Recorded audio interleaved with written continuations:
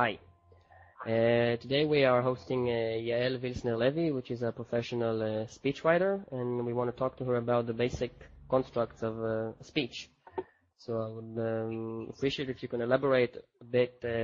How do you even approach writing a speech? I mean, what's the basic rules, the basic structure? Hi, Shai, and thank you for hosting me.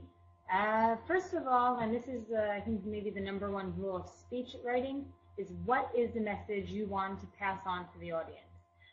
It takes a while to get down to that one message, and it usually should be only one message. The more messages you try to pass on to your audience, the less the audience will actually understand what the speech was about. So first of all, once you get that one message, try to put that into one or two sentences. It's kind of hard at the beginning, but once you do that, everything else will fall back in place. So once you have that message, you're going to want to think how you can pass on that message, how you can transfer what you're thinking in your head off onto the audience in the most clearest and shortest way.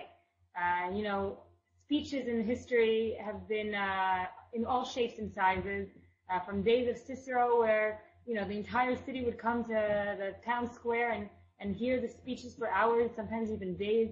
Today, in today's age of the fast-paced technology, people are not willing or not even able to sit down and listen to a long speech. So when you're giving a speech, the one thing you really should remember is, this is my message, and how can I get this message across in the shortest time possible?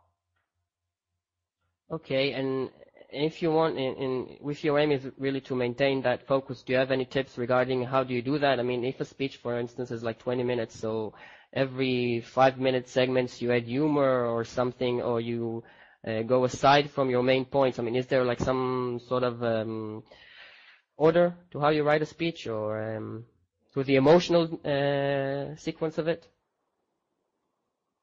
Of course. Well, first of all, know that your audience will remember most from your speech your beginning and your ending. So a good beginning will kind of sweep in the audience to hear the sandwich of your speech, the real message that you wanted to transfer across. And the ending will kind of give them that little taste of more, that little glimmer of hope for the next speech. So it's very important that you do have a beginning, middle, and end, so that the audience can get ready and prepare themselves to hear, okay, this is our beginning, this is what we're going to hear.